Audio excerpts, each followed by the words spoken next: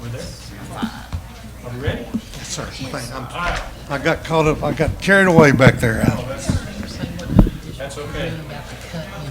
All right. If I could have everybody's attention. Sorry we're starting a couple minutes late, but this should be a pretty good agenda. We're not going to keep you here all night. So we're going to start things off with an invocation by Dr. Rollins. If you'd like to participate in that, please feel free to do so. Thank you, Mr. President. Let's pray together.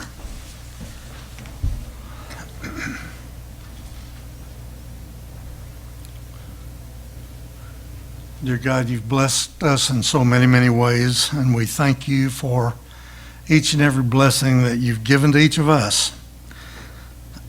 We thank you tonight for this work, for the privilege that you've given each of us as teachers, certainly as parents, as board members, as administrators, to serve the children of the school system.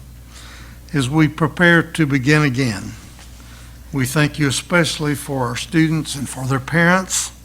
We thank you for our staff, for the school board, and we thank you for all the partnerships that have come forward again in service to our children.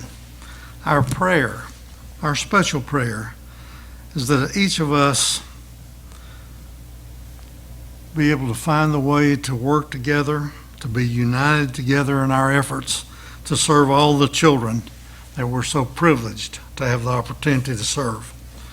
Remind us often that in Springdale, it is all about our students. Help us to use the blessings that you have given us to serve them at the highest level in the new year. Amen. All right. Since it's the middle of the summer, we do not have a student to lead the pledge, so you're stuck with me. We're going to do the Pledge of Allegiance now. I pledge allegiance to the flag of the United States of America and to the republic for which it stands, one nation, under God, indivisible, with liberty and justice for all.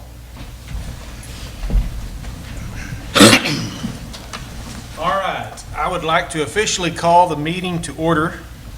And first thing on the agenda is to approve the agenda for the evening. Dr. Rollins, are there any changes that need to be made? Mr. President, the agenda would stand as presented. Great. I'll move to approve the agenda. All right, we have a motion by Ms. McFetridge and a second by Mr. Williams to approve the agenda for tonight's meeting. All in favor, please say aye. Aye. Any opposed? All right, we've had our minutes from the previous board meeting. Are there any changes or additions that need to be made to that? If not, I make a motion that we accept the minutes. I would second. All right, we have a motion by Mrs. Cook, a second by Mr. Williams to accept the minutes from the previous board meeting. Is there any discussion about that? If not, all in favor, please say aye. Aye. Any opposed? All right, this is the time of the meeting. If there's anybody out there that would like to address the board, please feel free to come forward and do so. Just identify yourself, who you are, where you live, and be happy to listen to you this evening. Just be aware we cannot act on anything, but we would be happy to hear from you. Is there anybody out there who would like to talk to us this evening? Wonderful. Moving on. Dr. Rollins? Mr. President, I want to invite Dr. Morledge and Ms. Childress to come to the microphone. They've got a wonderful announcement to make. And as they make the announcement, Mary Bill, I want to thank you. The initiative of our principals and our teachers to try to secure funds to help extend the learning day is just phenomenal in this district. And all of us want to say thank you to you for you and your work. Kathy, if you would make the announcement, it'd be a great thing. We have several of our schools who have written and received grants. I mean, and you know this, we present them to you, we show them to you. And so our latest recipient of the 21st Century Learning Grant is Monitor Elementary. And I asked Ms. Childress if she would tell you the activities that are going to be involved in that for the children. So Ms. Childress? Absolutely. And I usually try to keep my comments brief, but I saw that you had a short agenda tonight, so I came ready to share details because I am super excited. Our students need and deserve some quality after-school time, and particularly time to learn while having fun and not realize that you're still learning until 6 o'clock. The 21st Century Grant has two very simple goals, and these are goals that are given to us by 21 CCLC, but it's to increase academic achievement in participants who regularly attend the programs and to increase non-academic achievement in participants that regularly attend the programs. And non-academic achievement would be things like attendance and discipline, peer relations, engagement, social emotional skills, those kinds of things. In the planning process for our grant, we look at the data, we look at where our students still have gaps, where what we do from 8 to 3 isn't quite meeting the needs of everybody, what they could use some more time on. We also talk to parents and parent groups to find out what they think their child needs, what they need as a parent to help their child be more successful.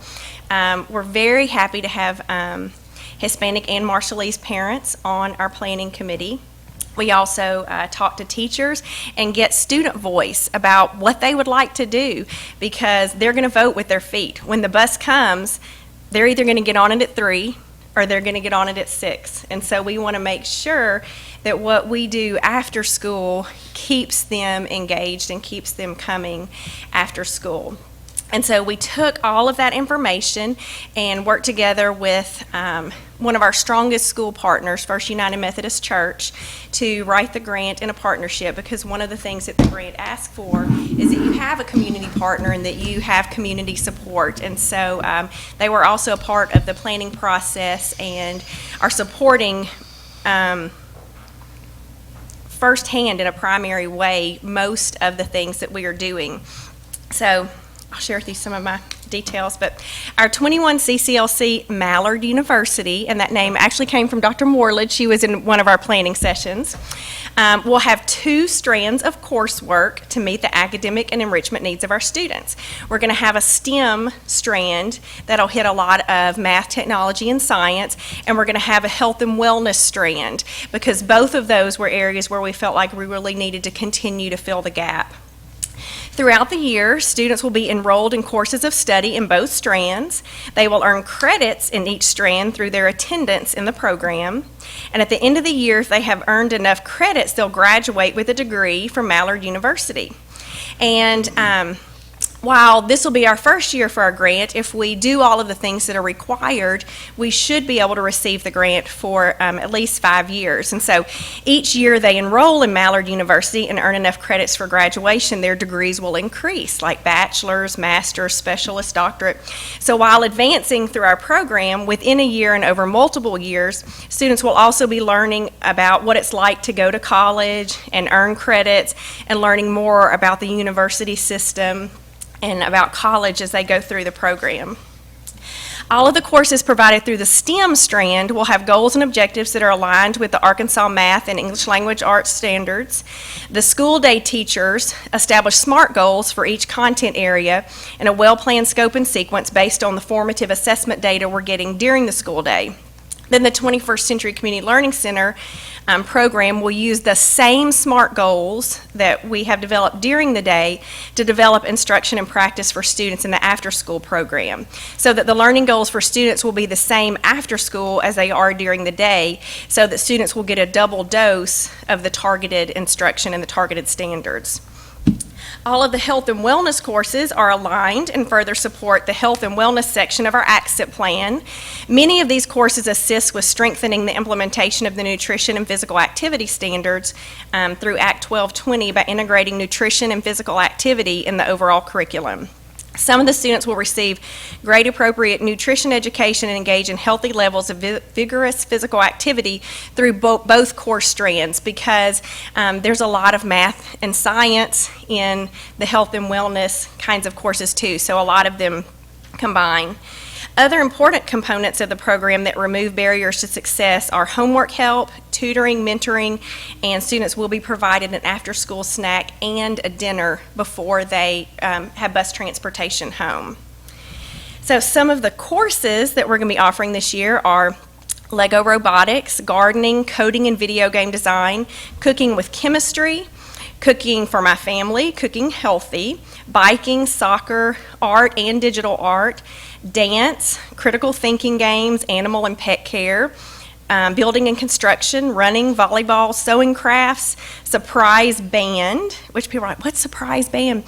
So students will actually create their own instrument, and so it'll be a surprise. They'll research, create, design, make their own instrument, come up with whatever it is. It could be 2 pencils, whatever it is, and then they will form a band from the instruments that they make and play music. So it'll be a surprise what kind of instruments are in the band and what it sounds like when it's all put together.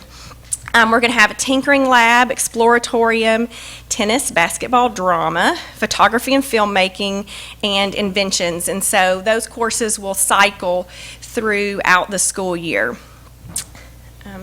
One of the components strongly encouraged by the grant is to offer families of our students with literacy and related educational development. But we didn't build that into our program because Springdale already has a strong family literacy program, and we felt like we already had that under control without the grant support. However, one of the requests that came from the parents of our family literacy program during focus group meetings as we were writing the grant was a desire to offer math classes for parents. Several of our parents currently attending our family literacy classes are studying for their GED, and it's been many years since they had math classes or practice in math, and they're very nervous about that part of the GED program and an assessment. And they asked, since we weren't going to ask for the literacy part of the grant, would we please ask for monies for math classes for them? And so that was approved, and we were able to budget for that and are going to be able to offer math classes for our parents to help them with the GED. The program also requires a monthly family engagement event, and so every month of the year we will also have some special activity for the parents of all of the students in this program that will also open up to all of our students and parents. Things that focus on education, like our STEM night, will help parents learn about ways that they can engage their students in STEM activities, just common things they have around the household. There are also some fun things like a fall family festival and some different things, but there will be a family event after each one, and I think that may be all of my notes. How much this grant is for? Oh yeah, I should have said, and that is a fun part. Yes, that is a fun part. I actually asked for $135,000, and I got a call saying, you have scored high enough to get the grant, but can you come down and talk with us about your budget? And so I thought, oh no, there were some things that I put in there, like a $2,000 portable tennis system and $10,000 worth of iPad Pros and Apple Pencils for digital art classes. And I thought, oh, when we go through item by item, they're going to ask me to cross out some of those things. And so we went through the budget item by item, and at the end, first question that one of the directors said was, why'd you only ask for 8 iPad Pros when you're going to have a class of 18? I said, well, I didn't want to be too greedy. I was afraid. She said, no, you need to ask for 18 if there's a class size of 18. I said, okay. And so they said, you only asked for $135,000, but we're going to give you $150,000 for your first year. So if you'll go back and rework your budget to spend $150,000 and send that to us, we'll help you. So it's like, wow, nobody ever says, can you spend more? So anyway, year one, we will have $150,000 to spend on salaries, materials and supplies for the students, transportation home, those kinds of things. So the total amount will be, if you get it every year? What does that come to, like $750? I was going to say, here it says $660,000. Yes. Wow. Yes, and there will be some things, some initial cost in year one that we won't need again for year 2 and 3 and 4 and 5 because we already have those items. So our budget will probably shrink over the years, but. Mary, Yeah. you've laid out a very ambitious activity schedule. Yes. This board has given us an enormous charge to get all kids reading on grade level by the third grade. How would your grant help us with that? Because they will be practicing those reading skills in the context of the content, in the context of some of the very specific vocabulary that goes with the different skills and the different activities. And so being able to read in the context of the work and the kind of academic language that goes with that content will really help increase their understanding, because while they're being exposed to the vocabulary, they'll also be doing the activities and the actions that go with that vocabulary, so it's going to help them connect to it a lot better. So that's 18 kids? It's actually 30, it's for grades 2 through 5, and in year one, we're going to target 36 students per grade level, so it's 144 students. And if we have a waiting list or if we stay full, then I expect to ask for an increase in student service for future years. And I left out the summer component because in our year, because of the way the fiscal year runs, summer component actually won't start until year 2, but we do have this year, actually, and we have for many years, have a mobile library that goes to our 2 largest apartment complexes on Mondays, and we students check out books and turn in books, and we also provide a meal for them every Monday with our partners, First United Methodist Church, and so we'll be able to pick up part of the responsibility for that through the grant. And then also, starting with next fall, we're going to have a Jump Start summer school program for the 3 weeks right before school starts for 18 students who are rising from kindergarten to first grade. We have about that many students every year that we work really, really hard on to get them ready for first grade and just poised and ready to take off and do well. And then many of those students in this target group are English language learners with summer birthdays.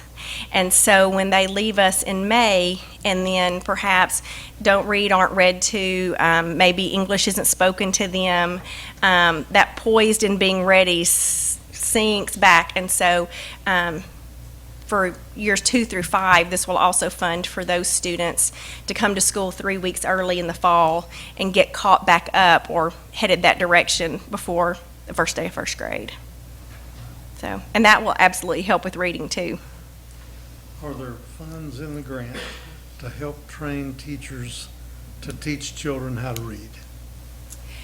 Not specifically. There are professional development requirements for the grant, and some of them can be tailored to specific things like working with teachers. Well, I know dyslexia is very much a topic of importance across our state today. Absolutely. And so much of that issue is tied to, obviously, teaching children to read. And so every resource we have, I think we need to make the most of that. Today we looked at our ACT Aspire performance scores in English, in reading, and in writing. And it surprised me that the writing level was where they are. So that's another very important. This literacy across our student body is really a big deal. And, Absolutely. Absolutely. And whatever the literacy SMART goals are that students are working on during the school day, those will be addressed in the units in the classes after school as well. Well, thank you so much for Yeah. this work to give us these expanded opportunities. And that's great. So this starts It'll start mid-September. That's awesome. Yes. We, 5 days a week? it's 4 days a week, Monday through Thursday. Okay, so these kids, there's a bunch of kids that are going to get 10 hours a week or more, Yes, 12. 12 Yes. of directed Yes. focus on. Wow, Yeah, that's huge. it is. Good job.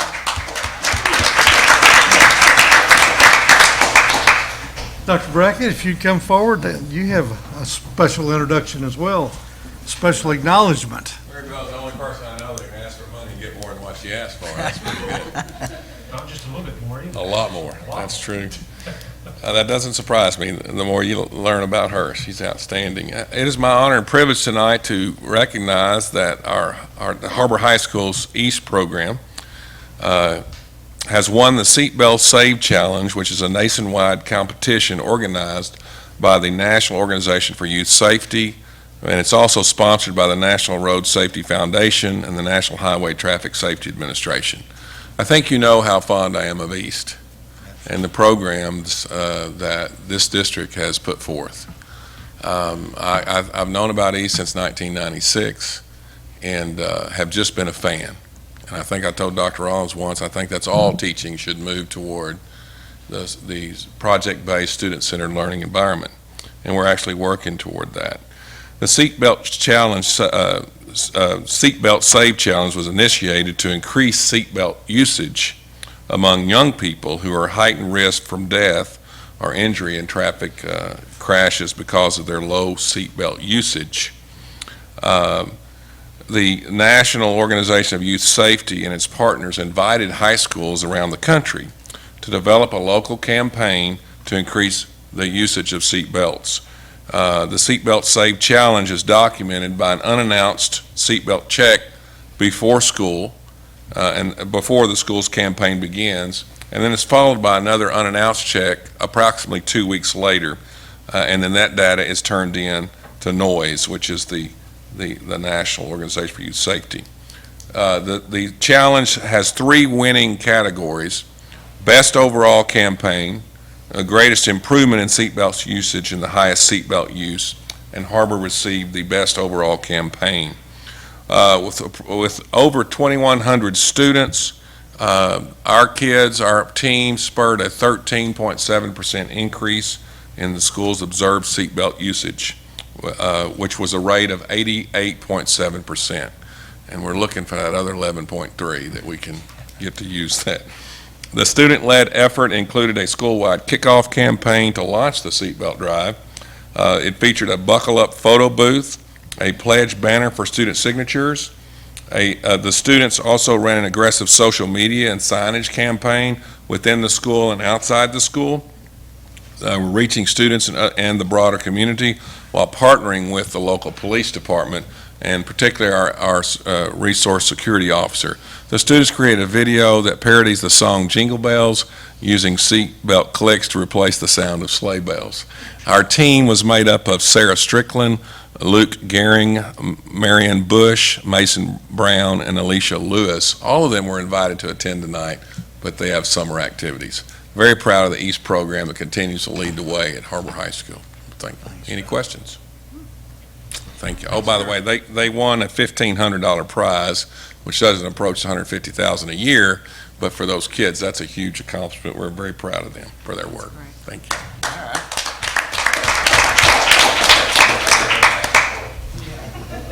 Mr. Jenks, if you'd come forward, I know you have a very special recognition to make. Rebecca, why don't you come up?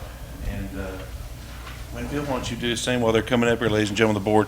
Thank you for this opportunity, Dr. Rollins, to recognize one of our outstanding soon-to-be juniors at our school.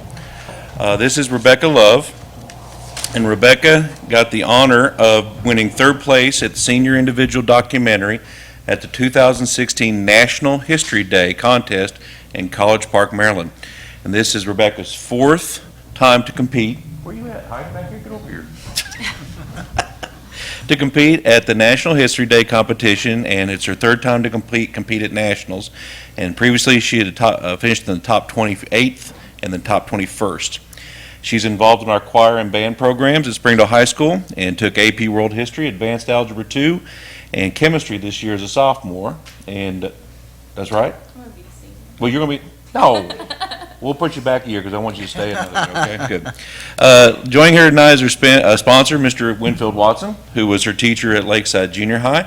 And Rebecca's documentary is regarding the history of the relations between the United States and the Marshall Islands, and it's entitled Marshall Islands, A Culture Damaged Through Scientific Exploration and Encounters with Western Civilization. And currently, if I read it right, there's been over 43,000 views of this on Facebook. It's tremendous, and it's, as they say, it's viral. And we're love to see that and to let you see it. And let Rebecca explain it to you. I think, Dr. Rollins, you would agree, we need to show this to everybody. It is a phenomenal summary of when people ask, it's odd that you would have this kind of population of individuals in Springdale, Arkansas. Why are they here? Show them this, and you get the complete story. So it's not only, you should be rewarded for not only content, but the way it was edited in a fashion that makes it very easy to understand and makes it very watchable. And I was just overwhelmed by how tremendous it is. So if you don't mind, can we watch it? Rebecca, do you want to address the board before we see your work? Sure. I started this project back in August. I had to create a 10-minute documentary. You only get 10 minutes. It's almost not enough time to tell the story. I love this topic. It was very emotional at times. I spoke with many people, even Ms. Maribel Childress, about our Marshallese population, and I've competed in this competition for 4 years and absolutely love the program. I started at Central underneath the direction of Winfield Watson, and he's helped me for the past 4 years in creating documentaries and working in history, and I just love this topic. So, I have a question. yes. What sparked your interest in the Marshallese population in the Marshall Islands? What is it that you have a good friend or? I think it's just being in high school and seeing people around you and not really understanding. You know there's something about their story, but you never talk about it in class. You never hear why they're here. There's something. I knew that something had happened with nuclear bombs. I didn't know how many bombs we dropped. I didn't know the magnitude, the health effects that they suffered. So it was just learning and wanting to know more about the students around me and the people who I know and interact with every day. Board, let's come out and sit out here and get a good angle so you can see the screen. And guys, we may want to turn the lights down and so forth.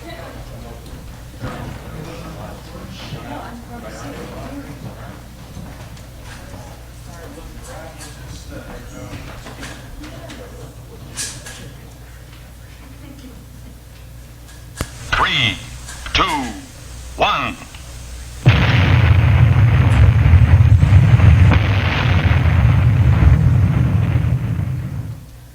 The Cold War was a time of fear for the United States of America. The Soviet Union and the United States were in a race to see which country could beat the other in developing technology and science to become the superpower of the world. While this non-conflict war is most known for the rivalry to the moon, it was also a race to see who could create the biggest nuclear weapons and harness their power in order to be used for weapons of war. After seeing the damage in Japan, government officials and citizens in the United States feared the possibility of a nuclear attack on American soil. While U.S. citizens did bomb drills, the U.S. military began a scientific exploration program in the Marshall Islands that would change how the world viewed nuclear weapons.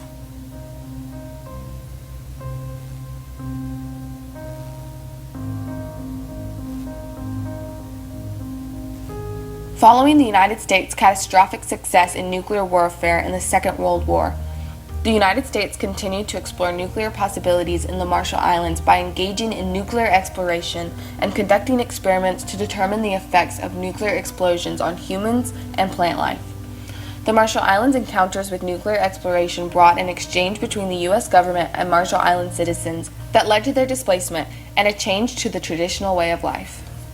Before the United States could begin testing, officials had to find a place to conduct such destructive experiments.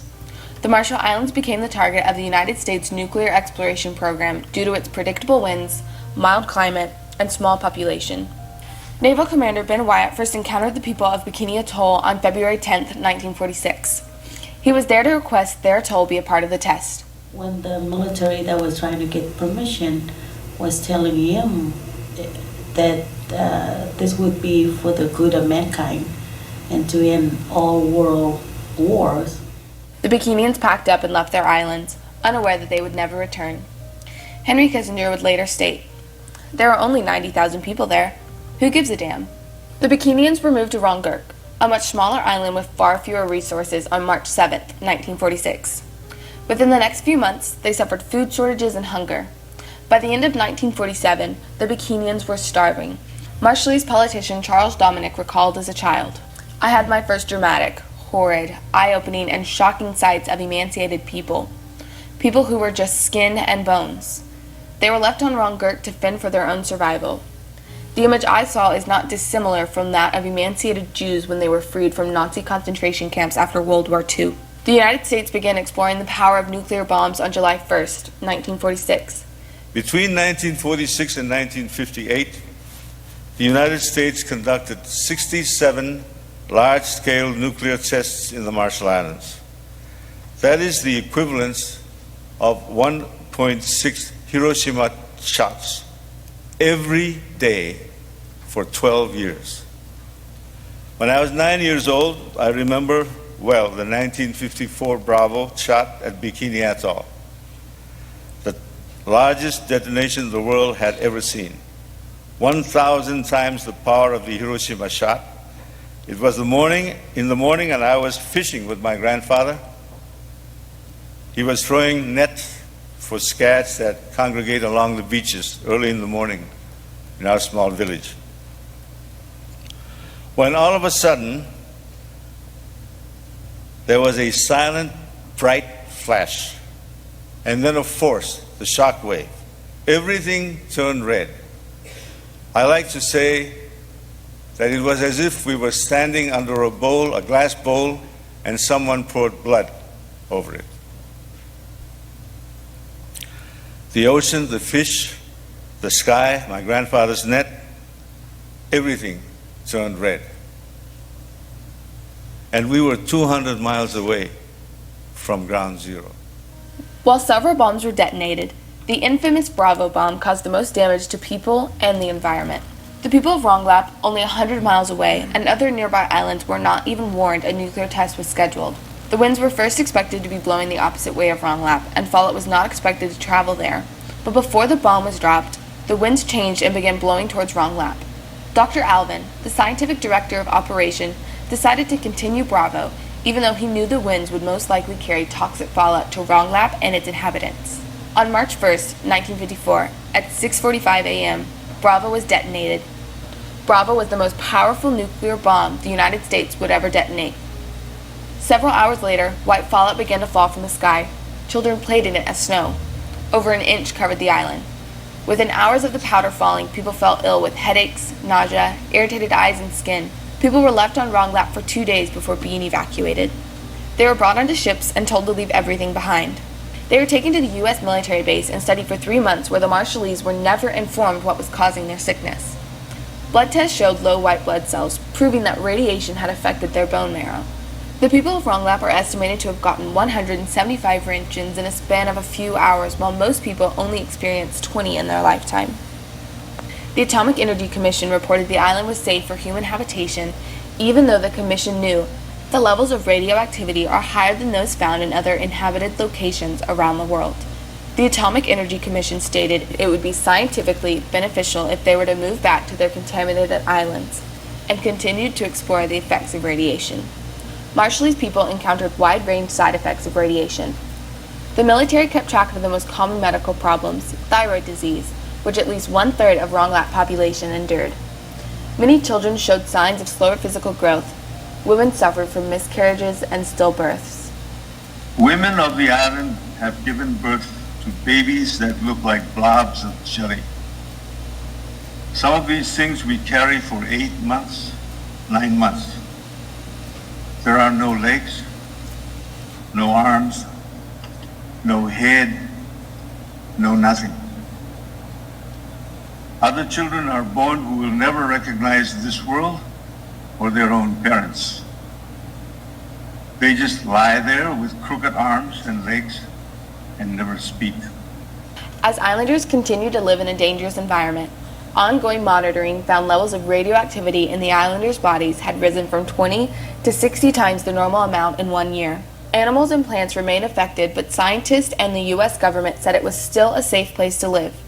John Annan, the mayor of Ronglap, asked to have his people relocated, but kept being told no.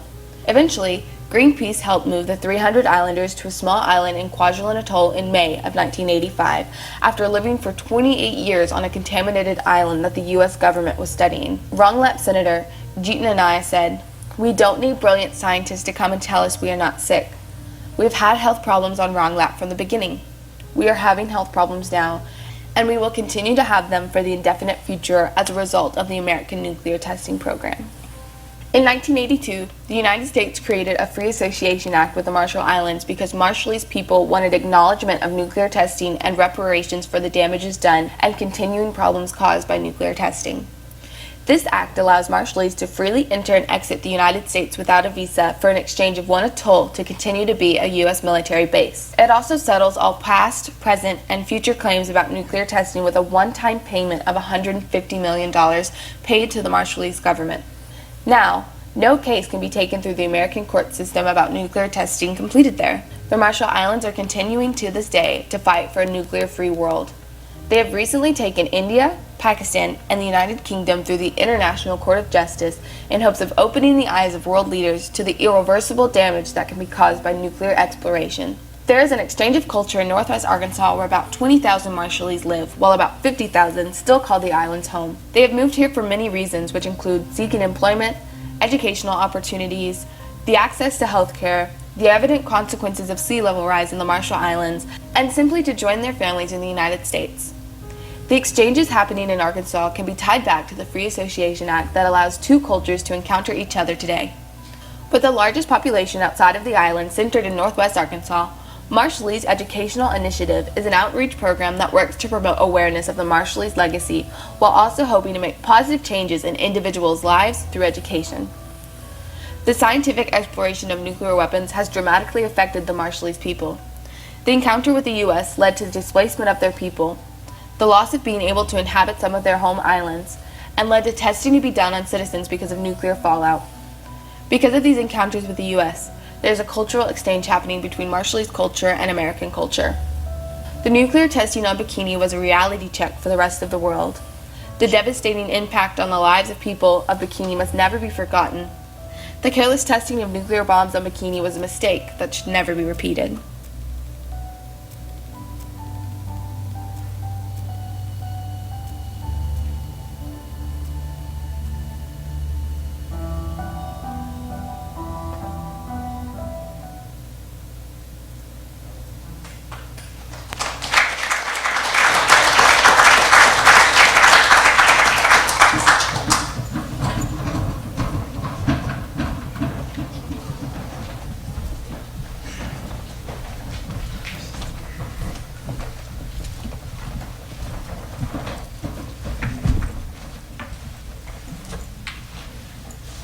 Does anybody have any follow-up questions they'd like to ask her after we've had that pretty moving video?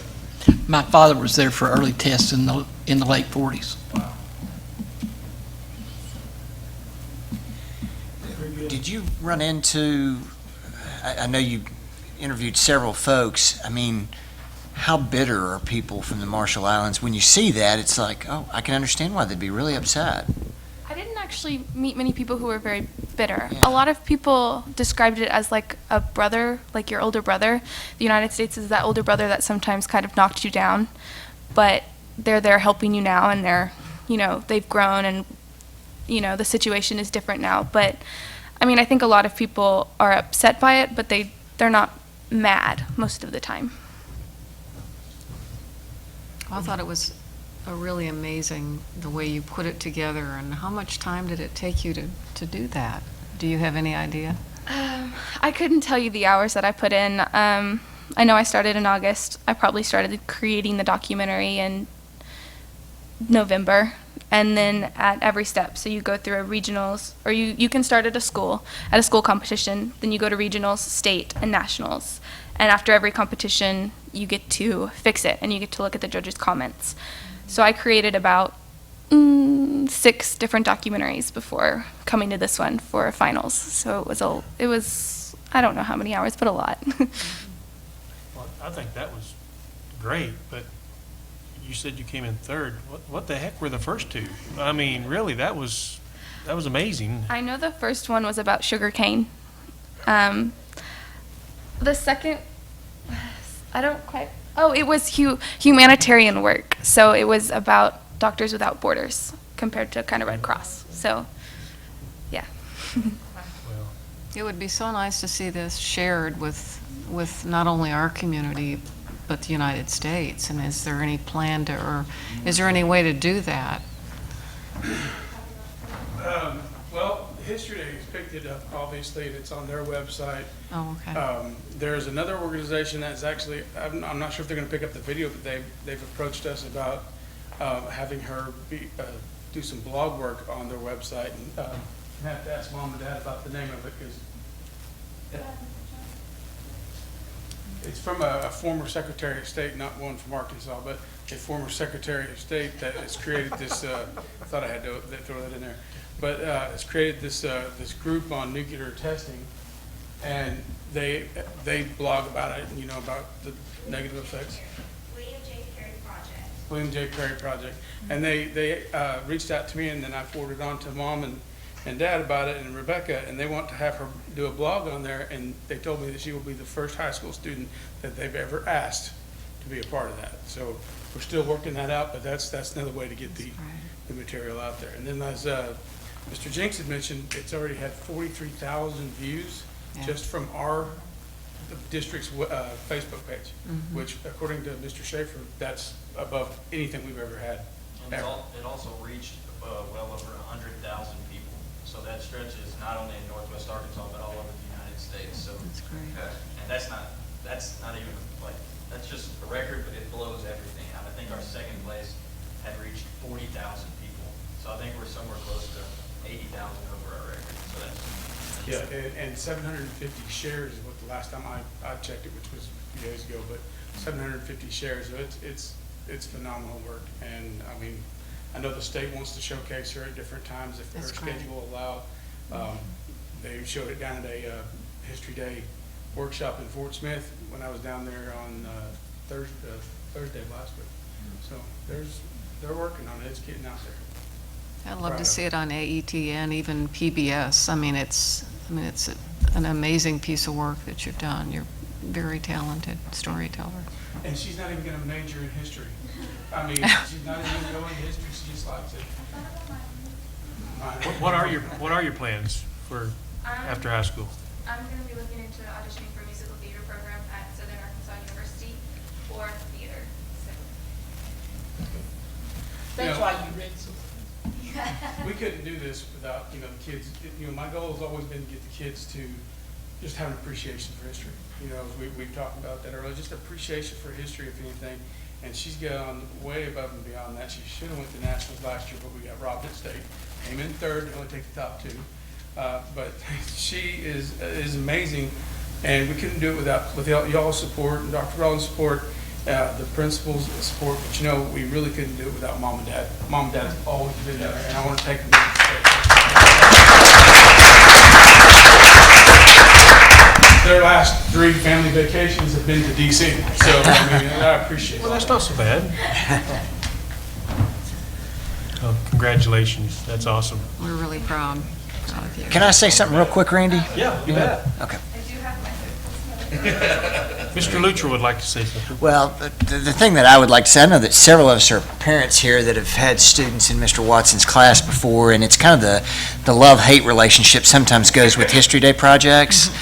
But, I think what Rebecca got out of it, I've had 3 kids, some of them were higher than others in their love for it, but it really, you created some passion there for history and create great students with great results. Rebecca, I still remember when you went 3 years ago, and I saw it and I thought, that's incredible, and you've just done even obviously greater since then. But Mr. Watson, I thank you as a parent, stepping out of my board member role for a minute, and it's great what you've kind of taught our kids about history. I appreciate that. And this is our best finish ever since I've gone and tried to research. This is our best finish, 3rd. And I will say this, they did change things this year. I wasn't able to go. I promised my wife I was going to take some time off. And so I wasn't able to go. I'm in the hotel watching this on vacation, and I'm screaming at breakfast, and people are looking at me like funny. But what you don't know is that they changed it a little bit this year. Instead of used to have 7 rooms with 10, 12, 13 entries, and they take the top 2 out of each room. There's like 3,000 kids there doing different categories, as Mr. Litchell's seen as you've been there before. This year they changed it to where they had 10 judging rooms. They were only taking number one out of each room. So that, I mean, she's texting me like they're only taking number one. I'm, down at the beach going, I'm sorry, well, you'll be all right, you'll be fine. And she did, and she made it into the top 10, which puts her at the top, basically 4%. And now she's at the top 0.3% of over 3,000 kids that participated just at national competition. Big deal. Awesome. Keep up the good work.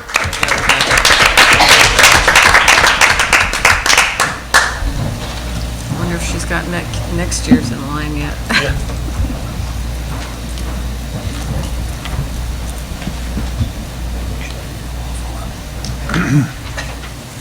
Thank you, Rebecca. Mr. Stellick?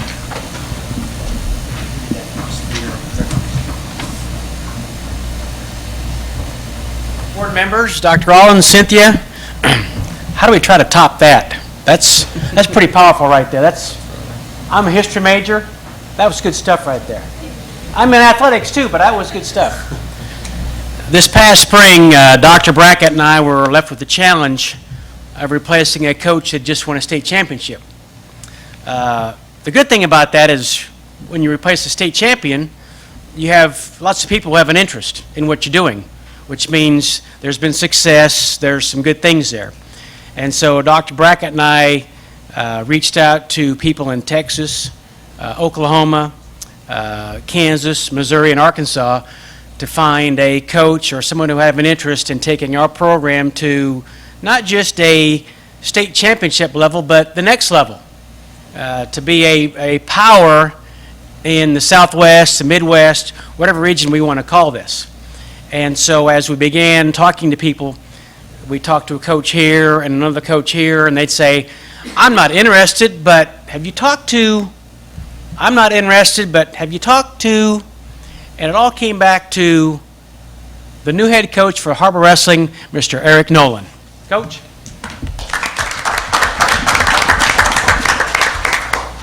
First of all, I want to let you know that I'm honored to be a part of Springdale School District. My family and I had the opportunity to come down at the end of June and have a meet and greet, and obviously when you get into new things and you have changes in your life, you don't know what to expect. And we were just blown away by the hospitality that the parents showed that day and the wrestlers, and we're just real excited about, again, being part of this district. I have a 6- and 7-year-old son and daughter that will be attending Springdale schools, and again, we think it's a great move for our family, and we think that Springdale is a place that we're going to be able to call home. In addition to that, when it comes to the wrestling end of things, there's something that I've been thinking about this a little bit, and at tournaments from time to time, you see different phrases and mottos on the back of T-shirts, and I've seen this one a couple times. It was "Wrestling saves lives," and at first I didn't really know what to think about that, and then the conversation came up in the future as to what that means exactly. And I think one thing I love about wrestling is that it's not necessarily the most popular sport out there. It doesn't necessarily, we have a lot of very athletic, maybe football players or basketball players that aren't overly interested in wrestling. But what I've seen wrestling do is attract sometimes kids that have problems in their lives or may not play football. They may not do a spring sport. But if I can get them to do wrestling, it literally can save their lives. You're talking about a kid that may have never wanted to go to college, now having opportunities to go to college through scholarships. I know from a personal standpoint, I didn't wrestle in college. I joined the Army, and you always heard the horror stories about how bad basic training was. And as an 18-year-old, outside of getting up at 4 o'clock a.m. every day, it didn't really faze me. And I felt like I excelled at basic training and excelled in the military, and I credit a lot of that to wrestling. So without giving you a long-winded vision, simplify, my vision is to be the best. But not only be the best in terms of wins and losses, I want to help create young men and women that are the best at life, that can contribute to our society, that can give back to our community in the future. So I'm just real excited to be a part of this. And again, HAR-BER has a great tradition. I just hope to add to that. time for wrestling coming up here in a few weeks, right? The Olympics? Yeah, yes, sir. The Olympics, we have a guy that I've actually worked with a little bit that wrestles at the University of Missouri will be participating. So we're all excited about that. There's some sports that I really get into every 4 years, and wrestling is one of them. So Well, that's awesome to hear. I'm glad from what I can tell, there's, wrestling hasn't been around that long in Arkansas, but there's a lot of excitement and buzz starting to come about, and I'm real excited about it. it was big in Oklahoma and Kansas, I guess, several years ago. Yes, sir. Where are you coming from? I come from Buffalo, Missouri, so it's about 2.5 hours from here. If you're familiar with Springfield, it's about 30 minutes north. I'm originally from a rural area in north central Missouri. It's called Marceline, Missouri. I was fortunate to have a couple of hardworking parents and that set a lot of great examples for me, but I was also fortunate enough, I think, to be around some great coaches and teachers. And I took a couple years off after graduating college to explore some other options, had some military obligations to fulfill, but had the opportunity to coach wrestling while doing some soul searching, and I realized real quick that I wanted to be around kids. I wanted to be an educator, and I think back to just my upbringing and some of my teachers and coaches, and ultimately my parents for helping me go in this direction. Glad to have you. Yeah. Thank you. Well, look forward to watching you. All right.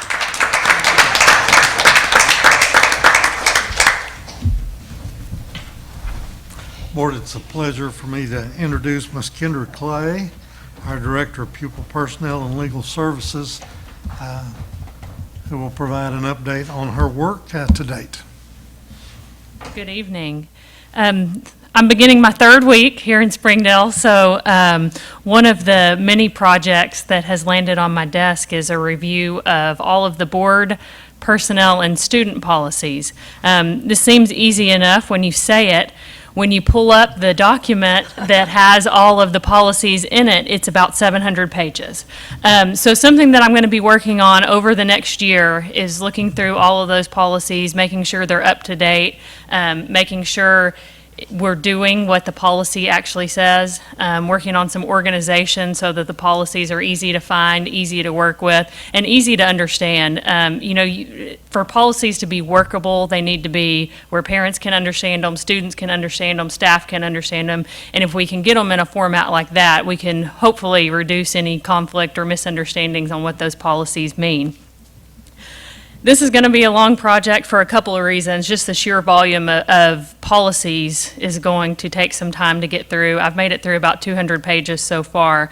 I'm going to, in the next several months, be bringing a few policies to you, hopefully, ones that I consider low-hanging fruit, that are obvious changes that need to be made, and then some that are changes that need to be made quickly because they're out of date or federal or state regulations have changed. One that came to light pretty quickly was a federal procurement requirement that the threshold on the amount of money that has to be bid out has been lowered. So we'll need to update that one pretty quickly. More on the long-term scale is I anticipate that after the 2017 legislative session, there'll also be some changes. So I don't want to get in too big of a hurry and make changes and have to come back right after the session and make additional changes. So that's something to be looking for from me in the next several months, and I'll be happy to answer any questions on the policy review that y'all have.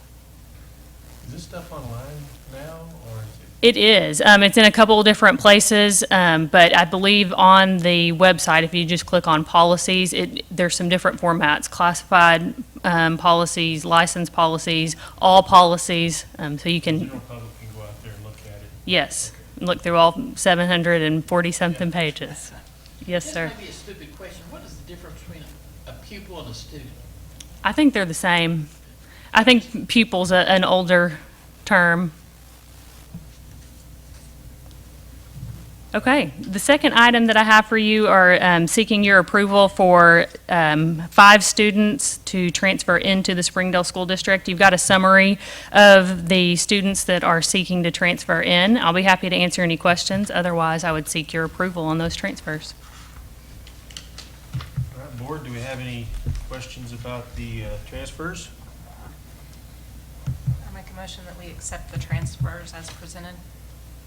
And I'll second.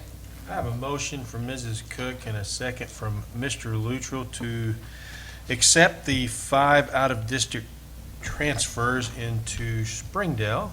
Is there any further discussion about that? If not, all those in favor, please say aye. Aye.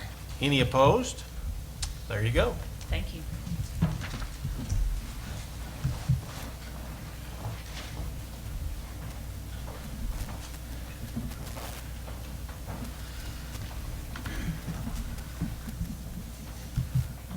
Board, we've added a lot of wonderful members to our team that I think Ms. Clay will be one of our very finest. She's been a great advisor to me already, and I'm so appreciative of that. I hope you enjoyed today. We certainly enjoyed the time with you. I want to look down the road to August 8th and 9th. It wouldn't surprise you if I use the word change. We've kind of changed the format a little bit with our back-to-school reception for teachers. The Chamber of Commerce, rather than spreading their invitation over 2 days, will now be doing a morning session and an afternoon session with our teachers on Monday, August 8th. Part of that is precipitated by the fact that staff of the Chamber is participating in a national event, and hopefully our Springdale Chamber will be recognized nationally for some of their great work. That then brings us, well, let me just say, I had been working with the governor's office for several months, and we had planned on the governor joining us to be a part of our program on Tuesday, August 9th. His schedule, as you can imagine, gets very complicated, and so now I'm hoping he can be a part of the chamber event on August 8th. The Governor Hutchinson's been extremely supportive of our school district, and to have him here, whether it be on Monday or Tuesday, will still be a very special opportunity. If you go to page 29 in your agenda, let me kind of work you through the August 9th day, and to me, this really is a highlight of the school year. It's great to have our staff back. It's a celebration of a new opening of school, and so you can see the opening ceremonies, and that will be rich with student presentations, student entertainment, etc. This past week, and I sent you a little note about that, there was a naturalization event down at the square, and 2 young ladies sang 2 songs, and they were both songs were beautiful. But I was particularly taken by America the Beautiful, and so you see that they were willing to be added to this list, so we made that adjustment on Friday afternoon. So again, our students in front of our teachers, I think, will be a great thing. I want to focus on the keynote speaker session. I've spoken with our mayor, I've spoken with our police chief, Mike Peters, and I've spoken with Marcus Carruthers. I think it's very important that we continue to be a part of what I think will be a national movement. This morning, the idea of unity as a community, a unity service takes on a lot of different opportunities. The mayors from the region met together to celebrate our police officers and the work that they do for our community. And we have such wonderful partners in the policemen of the Springdale district and beyond. The county officials are also important members of our partnership team. So when Chief Peters went to the microphone this morning in front of a large audience and cameras that then conveyed that message, the first thing he talked about were these gentlemen like the SRO standing behind me and the SRO program of the Springdale School District and the partnership that's been put in place over time. This SRO program has been in place since the early 90s, and we continue to grow it and expand it, and it's such a privilege for us to be partners with really those community leaders. And I'm so very, very proud. I want to come down and join us. As always, I love to have these gentlemen here.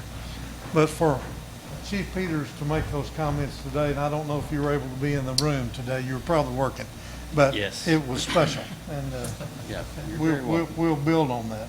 Absolutely. Please, with your applause, give this gentleman a hand for the great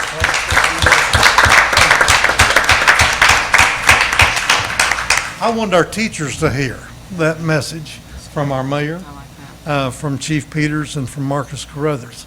Marcus has been here, and you've heard him speak with you. And during the course of this last year, there were so many things that took place to try to, again, unify our district and do it in a very positive way. So I thought that would be a great addition to our program. If you'll look on the second page, page 30, this idea of college-ready, career-ready is major. And it's wonderful to have representatives from the business community, representatives from higher ed to talk about, again, how to build the bridges to help kids make that step into careers or to continued education. So I don't know, I expect everybody in the room knows Russell Tooley. Russell's a great leader, member of the leadership team at Tyson Foods. He's been really a keynote speaker to various CTE events around the region and does a phenomenal job. John Riggs, as you know, Mike, I know you've worked with John at the state level. Again, a major representative of industry, the Caterpillar organization in Central Arkansas. He's president of that group. He served as a state senator, and he's agreed to come and be a part of that. And then you see Dr. Jorgensen. And board, we can't thank this lady enough for the work that she's done with the SOI. We had to build the partnerships with the State Department. We had to build the partnerships with Northwest Community College in order to allow the concept of the SOI to really work, and that being earning a high school diploma and at the same time being able to earn an associate's degree. So again, getting these leaders in front of the group, and Dr. Bingston is a phenomenal leader, if you will, at the University of Arkansas in his role in terms of preparing teachers. And Mary Bell also will do a great job kind of helping give the overall perspective of the panel in terms of career ready and college ready. What I want you to do, and in some material I'm going to give you later on, let's build the bridge. Teach them all. Learning for all. Graduation for all. You with me? Career ready, college ready, competition ready, innovation ready. That's been our history for the last 30 plus years. What will be the next rung on that platform, on that stairway? We'll figure that out together. Our staff will play a major role in that, and that'll be a lot of our work for the year. If you look at 11 o'clock on the 9th, in order to really continue to build the understanding of what it means to move to a new instructional management plan, Carnegie unit set aside. Now we're really defining learning competencies. We're looking at mastery learning. We're looking at self-paced learning. All of those things that are part of our conceptual model for the School of Innovation. We've had leaders, some of the most distinguished leaders in the country over the last 2 or 3 years here helping carry that message to the staff as a whole. This gentleman, Virgil Hammonds, is a senior policy advisor for KnowledgeWorks and one of the nation's leading consultants, if you will, from the standpoint of building understanding about the kind of delivery system that's coming forward in a major way at the School of Innovation. So I'm looking forward to that keynote address. And for years, Dr. Brackett's left, so I guess I can have some fun with him. I had the men's superintendent's choir. I'm thinking, what about the ladies' superintendent's choir? And so you can see the list that's grown here, and this group will probably bring the house down, if you will. So I'm really pleased about that. So the morning of Tuesday, September 9th, if y'all could be in the audience, it would be very special. And if you would plan to help me welcome the teachers, that would be really, really nice thing. So, okay, any questions about Tuesday the 9th? Then we have a board meeting that night. Not a spare moment. Not a dull moment. What about on the 8th? Do you need, what, on the Yeah. 8th for the chamber deal? The Do you need 8th, us there? if you can come like you have in the past and be a part of that chamber event, it will just be a morning and an afternoon as opposed to spread out over 2 days. Where will that be? We'll be back at the Springdale High School like we were this past year. That venue worked really well, I think, and the chamber seemed to enjoy it, and we were glad to have them in our house, if you will. So, again, we're looking at a great opening of school, and during Jared's part on the program tonight, he'll give you a little bit more information about the calendar. From the standpoint of today's work session, Randy, would you like to comment on today's work session, highlights, things that you enjoyed, things you'd like to see us do different in the future? I think that what we do now is great. I enjoyed my time out at SOI and Knapp Elementary. It was the first time I'd seen either one of those since they gotten in the dry, so to speak. Kelly's always informative with his financial stuff. He had good news. We actually came out a little better than what everybody was anticipating, so that's always good. Yes, sir. I mean, that was my two favorite points. Of course, I'll open up to the rest of the board to comment on it. So, board, anything particular? Well, y'all were troopers. Thank you. I know it was kind of hot out there in places, wasn't it? But y'all hung right in there, and I thank you for that. And I want to thank you also for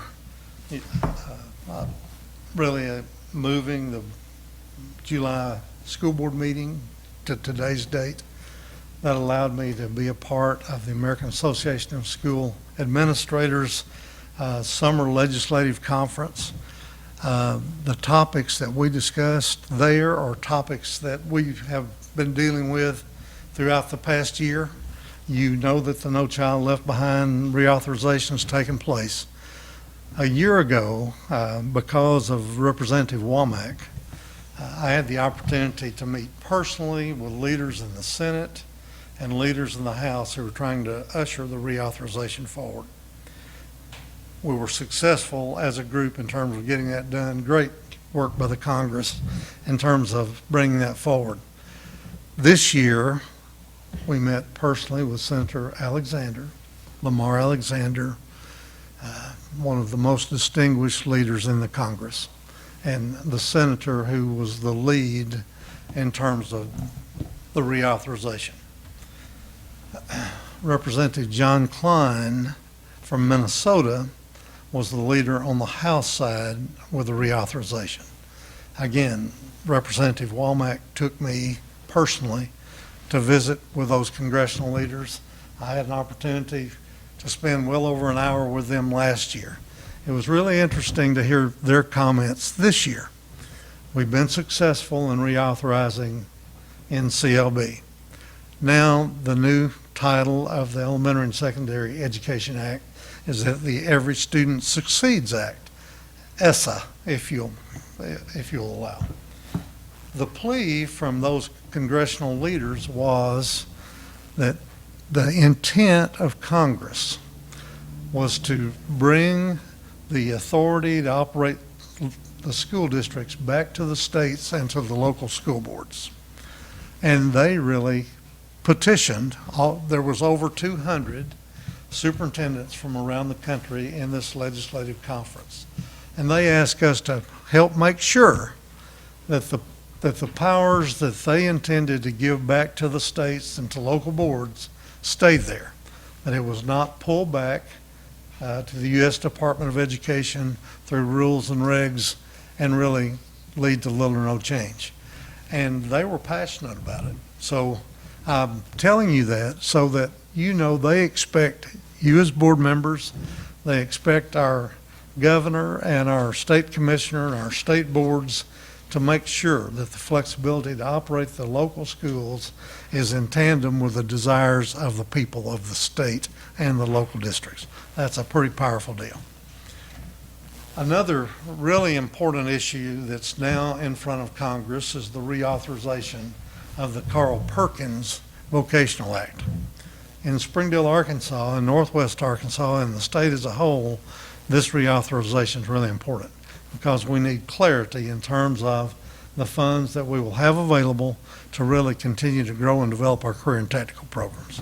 They know the economy in this area is rebounding. It's coming forward in a robust way. The partnerships between the schools and the business are really important, and the funds to help drive that process is real important. Our Chamber of Commerce, representatives of our team, Dr. Smith, Joe, counselors, CTE teachers, just a few weeks ago. That was about 40, right, Marcia?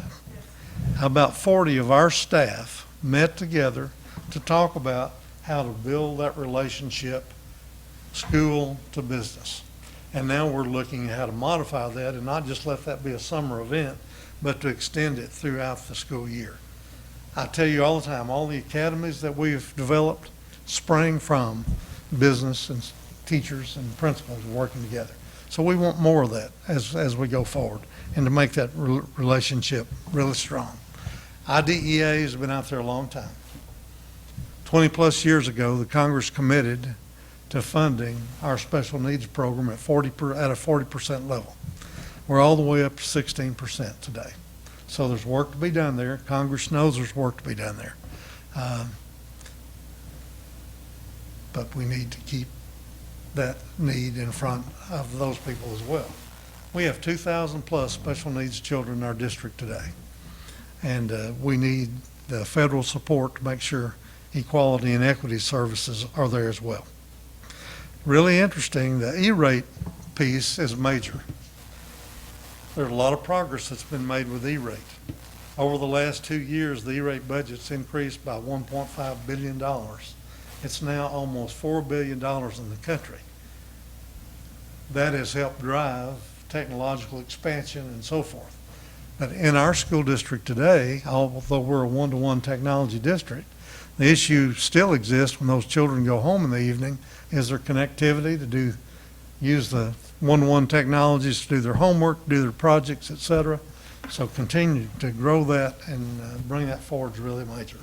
Appropriations is always a major issue. Funding at the state level and at the national level appears to be pretty flat. I've spoken with you about that so many times. In a recent meeting locally or in the state, conversations was, well, what will foundation funding look like, Governor, in the next biennium? And the response was, I would expect to see an increase, but given the needs of the state and the desire of the state to continue to reduce taxes, the funding for the public schools will likely mirror what we've seen over the last biennium. And so we'll see how that works out. I've made quite a fuss, as you know, about a 0.8% increase. Less than 1% increase does not, in my view, come close to meeting adequacy. Y'all have heard that so many times. The state hadn't heard it yet. And so, Mike, you can help me with that. Michelle, you can help me with that. Jeff, we'll go right down the line. Our voices need to be heard. That is not adequate funding for the public schools. And there's no way you can make it adequate either, Mr. Dotson. So I know you folded your arms for a reason, but that position is real clear.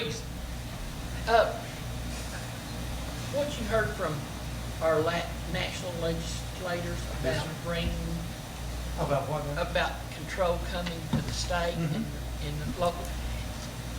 Is there a financial piece to that, or is that just curriculum? There will be a financial piece to it. The funding I would expect to be marginal, but we need to.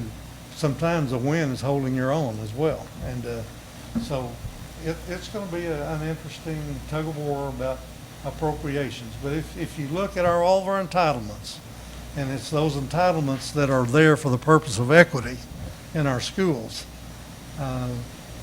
we don't need to go backward there. And so we'll just continue to work on it. So for 3 days, we started early in the morning and went late in the evening. I visited Congressman Bozeman. He gave me well over an hour. I visited with Congressman Cotton. He and his team gave me well over an hour. I've visited with Mr. Westerman, whom I'm really impressed with. We spent well over an hour, Mary, talking about reading and how to really improve reading in the schools. I think we've got a great champion in Representative Westerman in that arena. And then close the day with Representative Womack. Interestingly enough, Steve had been here the week before, and I spent time with him personally here in Springdale. And so we've had really good conversations with our congressmen. They know each of you. They know the work that's going on in this district. And very importantly, they know the work of our teachers and kids. I shared Rebecca Marshallese video with a congressman. When I saw that video, it touched me in a very special way and reminded me maybe the debt our country has to the Marshallese people. So how and who could better help pay that debt than us? We'll have 3,000 plus Marshallese children in this district this fall. If you look at the student performance data of our Marshallese children, that data is extremely low. And if you have 3,000 kids who are scoring extremely low on standardized tests, that affects the performance of your overall district. Y'all saw those data sets today. And you have to understand the need to help all children be successful. So the work that we've been doing with the Marshallese families, the 14 Marshallese ministers, the 2 requests that I made of them, help me get the kids to school, and then help those kids give their best effort while at school. Reading, writing, math, science, history, social studies, all that's big. But if these youngsters perform at or near the state average, our performance levels would skyrocket. You understand what I'm saying? Mm-hmm. So the challenge of teach them all is really special. And our Congress knows that, and I think that's exactly what they'd have us do. At any rate, thank you for moving the meeting to this month. This is my 3rd meeting with the governance committee of the National Superintendents Association, and we've made great contacts there that help us learn and improve and get better, and hopefully we can bring that commitment back to serve our kids better at all levels. In a few days, I'll meet with our principals, and I'll share these conversations with each of them with the idea that maybe we can all be united as we go forward together. Questions about anything, Randy? I want to thank you for representing our district with that bunch, with the changes that are happening. I don't know a better person to represent the stakeholders of our community and our state and nationally than you. Thank you so much. I think we should applaud you. Y'all want to take a break? You want to go right ahead? Ready to go? Jared, are you We're ready? going. Yep. We don't have that much left, do we? No, we're almost.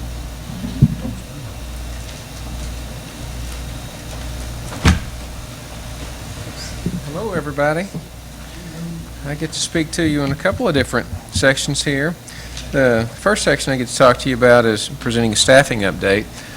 Right now, as of this particular time, we have 1,656 positions in the district. Those are full-time equivalents. Last year at this time we had about 1,630 net positions. You say, okay, what's the difference? 26 positions. Well, we're opening up really 2 new schools, 1 major school, Linda Childers Knapp. Let's see, I have that number. I believe they have 31 certified positions. Of the 31 certified positions with the new LEA number, 12 are standards positions, like principal, assistant principal, media specialist, two instructional facilitators, so forth, so on. So there are several: speech, music, art, counseling. Those you have to hire those. So those are new added. We have 19 classroom teachers, basically 3 in each grade group, and there's an extra one in kindergarten due to numbers. We may, if children show up, have to hire pretty close to the start of school, or if not, even later. But we can afford to hire early and kids not show up. Does that make sense? So it's kind of a balance, and so we're really working hard to make sure we don't overdo on either direction. It's really tough. Jared, did I understand, are the number of new positions 26? Is that what you said? Yes. It's been really tough. Dr. Rollins, as you all know, he wants to open 2 new schools, but he doesn't want me to hire anybody else. Will you go over and write that down for Kelly and tell him the number's 26 new positions? Kelly and I have been talking about it, and he tells me I'm not very good at math. So we'll have to deal with it maybe on Monday. But so far, our new positions in my math are 26. His may be about 38 or so. So we're fighting. We're fighting about that, and we'll continue to fight that. But there's a good chance that we're going to have to hire additional people. I mean, that's just the way it is. And I have heard Dr. Rollins loud and clear, and the rule is try not to do that. Kelly's let me know that both of our signatures are on those forms, and so when anyone's hired, if Dr. Rollins or I didn't sign it, then Kelly certainly didn't hire them. So we're in great shape. We have a lot of fun with this, but the thing about it is a huge responsibility in hiring, because if you overhire, you can put the district at financial jeopardy in a hurry. I've seen that across the state in my former position, and certainly as a superintendent before. So Dr. Rollins' challenge to me is it doesn't fall on deaf ears. I'm listening. And I certainly want to make sure that I don't disappoint you, or certainly him in that regard. But the School of Innovation, we're also hiring. There are going to be close to 600 students out there, and right now, as far as full-time equivalents, there are some part-time folks. If we don't have need for a full-time person, we don't hire full-time, we hire part-time. And right now, it's right at 11 additional staff members for this year. So the administration out there has done a really good job of trying to keep it in a manageable number, even though if they really wanted all they wanted, it would be 20 or more. But, and I understand that. But we just have to be very efficient. And right now, we're going through that push and pull, trying to make sure that we're efficient. Just to give you a little indication of where we were last year at this time, we'd hired 172 new people to the district. This year, we've hired 111 new to the district. It's a little bit lower, but it's still middle of July, and there may be a good push at the 1st of August. Last year overall, though, new positions to the district, there were 33. So really, we're under that, but I count that October 1, 33 new positions. Most of those were categorical funds, whether they were in the Language Academy or out of NSLA. We had, I think, 7.5 growth positions last year. We've exceeded the 7.5 growth positions for this year. I know I'm getting in the weeds, but it's important. Okay. Do you have any questions about the staffing update? I'm just kind of curious. I know you've tried to be real intentional in terms of ESL or bilingual teachers, different things like that. How successful do you think you've been, or not successful, or how hard is it? I'm sure that's a competitive group to try to recruit, I suppose. Colossal failure. Colossal failure in trying to. I mean, the recruiting process is hard work in trying to. We get some great bilingual people. We have some really quality minority people. Our challenge is to get the best every time, but the hard part about that is it's really hard to go find them. I've gone to Texas. Dr. Rollins sent me to Texas, and I went through several different universities and offered opportunities for people to come in, and we've gotten a couple of people to apply. That doesn't mean we've hired them. Once they get to Northwest Arkansas, they do not want to ever leave. But trying to get them to get here is sometimes a challenge. I've even talked to people in the business world about people don't want to get transferred in, but when they come here, then they don't want to leave. And you guys have witnessed that. You've seen that.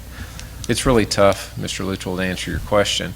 We have done a really good job this year, I think, of adding some staff that certainly are bilingual and meet the needs of the students at a higher level.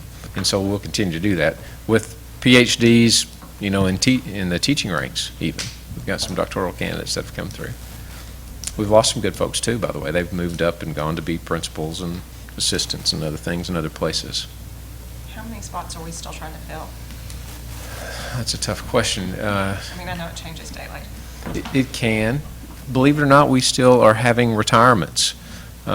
Most of the retirements you would think would come early in the spring so we could plan. That's not the case. We're continuing to have those even in our administrative ranks. So as far as positions, if I had to guess, Ms. Cook, I know we have 2 assistant principal positions that are open. We have an assistant principal position open at Westwood and one that was vacated over at Lakeside because we hired the new principal for Westwood from Lakeside. So we have those. We are likely going to have to hire maybe 4 or even 5 teachers at Linda Childers Knapp should the kids come. We are a little shy at Shaw on 1 teacher. I believe we may have kids there, but I'd like to see them to make sure.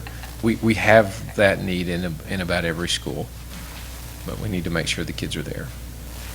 It'd be hard to give a number, but I will. I figured it probably would. I'll have you a good number in August. Right now, it's just a guess.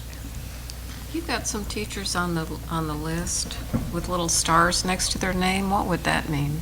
That's Dee's. I don't know. Do you know what that was, that asterisk? Yeah, they have the list. I don't know what she did that for. That may be something internal for her. Must be, yeah. Mm-hmm. Any other questions for staffing? Okay. What's my next topic? Oh, back to school. I cannot take credit for the back to school calendar. There she is, Dr. Moreland. She is the calendar guru. I'm telling you, she can make a calendar a great one, and she has done that.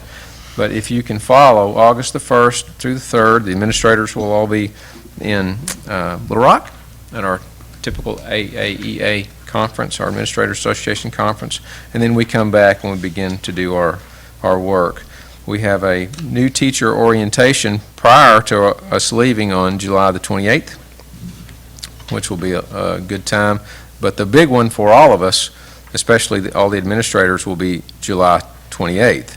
8 to 3, administrators are back. We're going to meet at Lakeside Junior High, and Dr. Rollins will have us for the first part of the day, and the second part of the day he breaks it up for the assistant superintendents and the principals to visit and to make sure that we set a good path or chart a good path for the year.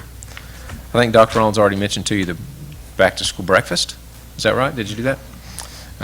That'll take place on the 8th, so it should be a good time. And then we'll have our full district meeting on the 9th from 9 a.m. to 11:30.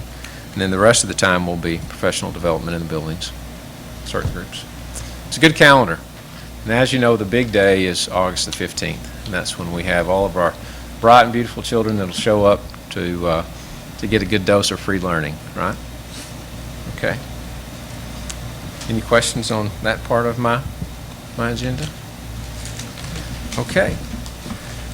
Now, moving on a little bit, I need to talk to you about some facilities. This is a great opportunity for me to interact with you just a little bit in regard to what you saw today. We went out today, for those of you in the crowd, and toured School of Innovation and toured Linda Childers Knapp. And the buildings are coming along beautifully. There are some aspects of SOI that will not be finished. Today, I know some of you asked Mr. Rollins on the bus, when are you going to get to move in? When are teachers going to get to move in? August the 4th and 5th are 2 big dates for teacher move-in for the School of Innovation. Not a lot of materials will be there, but yesterday, all the furniture began to show up. We're going to have about 2 trucks per day until it's full. And what we're doing is we're inspecting and putting together each piece of equipment as it comes off the truck and staging it in the cafeteria. Once it's staged in the cafeteria, it'll be distributed to the correct room as those rooms become available for the school to open. For Linda Childers Knapp, the same thing, except for August the 1st is a big move-in day for elementary teachers, and as you know, if they had a key today, they'd go in. They're ready to go. I know my wife she's ready to get back in there, and so are many of the other teachers across the district. But August the 1st is the move-in date for Linda Childers Knapp. Everything will be ready except for the library. August the 4th will be the library move-in time, and then the same time for the cafeteria. There's quite a bit more stuff, if you will, for the cafeteria, and we're just a little behind on making sure all of the equipment's ready. We got to test them, test the suppression systems, those kinds of things. Not really behind. It just takes time. So August the 4th will be that time. Then books and supplies and all that, they'll be ready to go. So we should have Linda Childers Knapp all ready to go. The SOI will be done in stages, but we're going to move in anyway, and that's just the way it's going to be, and we're going to have a good time doing it. There's nothing like move-in stories. I remember when I moved in my home. I remember the day very well. So moving into school, opening up a school, everyone who's involved in that process will remember it for the rest of their life, and hopefully it'll be good stories to tell, not bad ones. Do you have any questions regarding facilities? Okay. Thank you very much. I appreciate it. Thanks, Don. Okay, Mr. Hayes. Good evening, Board. I have several items for you this evening. The first one is the monthly building fund update. You can see we have 3 projects currently going. As you know, we toured 2 of them today, didn't we? And so you can see they're progressing along. We are nearing the end of paying for Childers Knapp Elementary, and then Don Tyson School of Innovation continues to progress. And then, as Kathy attested to earlier, and I can back her up on it, we both monitor the Elmdale progress carefully on a daily basis. If you have any questions, I'll be happy to try to answer those. The next item I have for you, Board, if there are no questions, the next item I have for you is the upcoming school board election is on September the 20th. Mr. Owenby's position is up for re-election. I believe that's Zone 1, isn't it, Cynthia? Zone 1. Mr. Owenby was the only person that filed for this race, and so because of that, if the board will act on a resolution, then we can have the election using only absentee and early voting, and as you can imagine, that would save the district quite a bit of money by doing that. So I would ask that the board consider adopting that resolution. So moved. Second. All right, we have a motion by Mr. Dodson and a second by Mrs. McFetrich. Looks like the resolution is on page 123 in the agenda. Is that the one that we're talking about? It's the one that looks like this. Yep, that's it. It is. There's not a page number on it in Okay. here, but anyways. So, is that good enough, Cynthia? You know what we're, okay. All right, is there any further discussion about this? If not, all in favor of this, please say aye. Aye. Any opposed? Okay. And then the final item that I have for this evening is the June financial report. I went over some of this today with you at the work session. We ended the year on a positive note, as we talked about earlier today. We are still making a few adjusting entries as a few straggling bills have come in, or a few receipts have come in. So we will be adjusting this slightly, but this is the report as I have it today. So be happy to answer any questions you may have.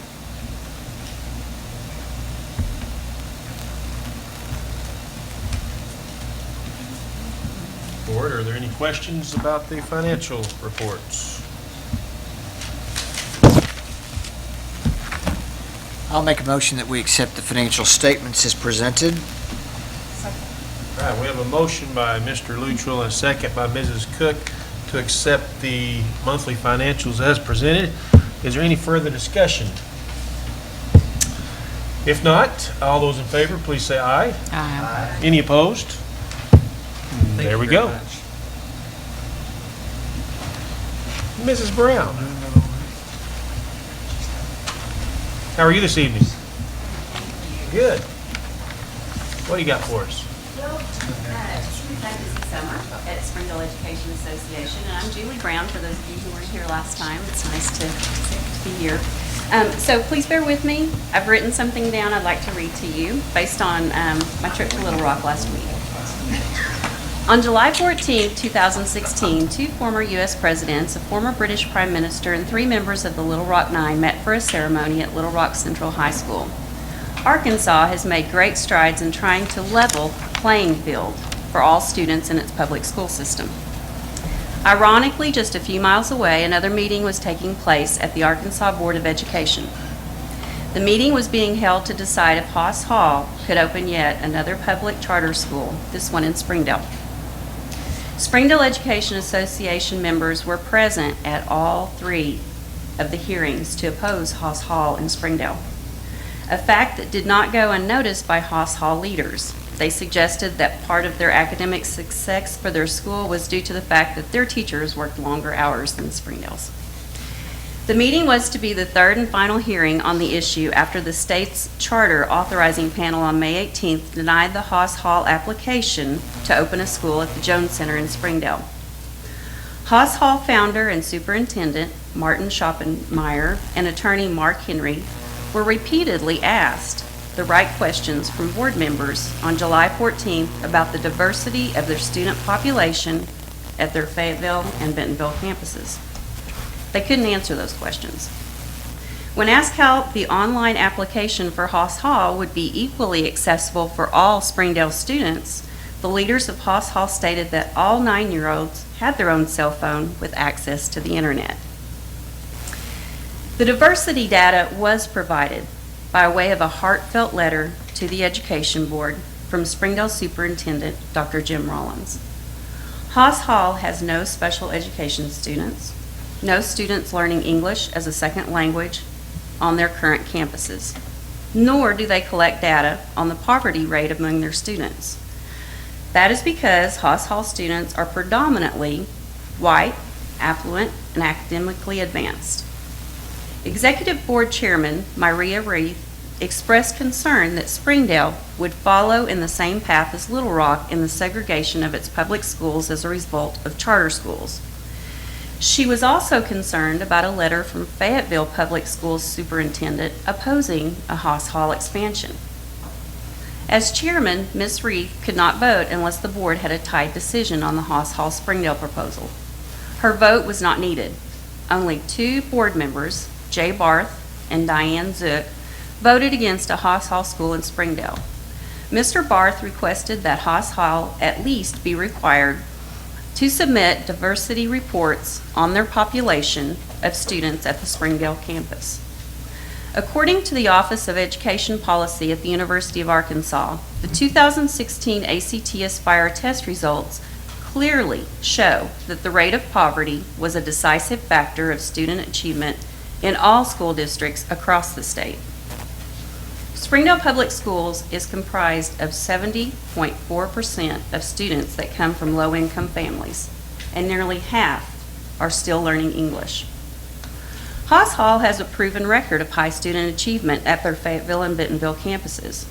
However, their student demographics do not mirror the student populations in the district in which they operate. According to the Arkansas Aspires The Good News Gets Better editorial article on July 15th of the Northwest Arkansas Democrat Gazette, charter schools may turn out to be Arkansas's best hope in education.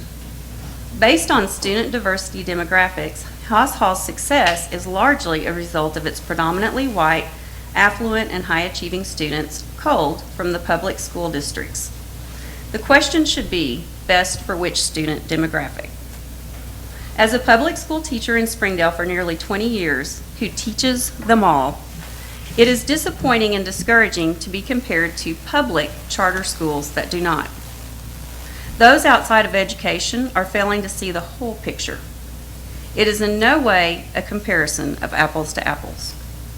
Haas Hall is labeled a public charter school.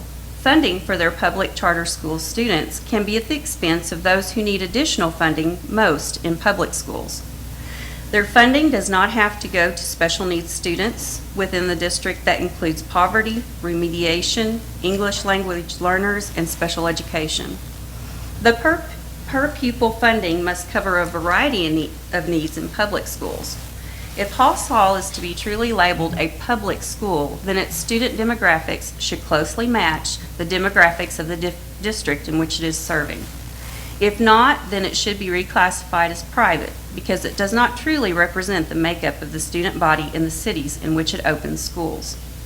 The opening of Hoss Hall in 2017 at the Jones Center in Springdale, with up to 500 students in grades 7 through 12, has the opportunity to prove itself a true public charter school, something not done at its Fayetteville and Bentonville campuses. Students should not be divided nor segregated between the haves and the have-nots in the Springdale community. Hoss Hall should be held accountable to teach them all by the Arkansas Education Board, and hopefully that all will mean all. So I just wanted to say that the Springdale Education Association was proud to work with administration in Springdale to support the Springdale students on this important issue because we work better together. Can I ask you a couple questions? Yes, sir.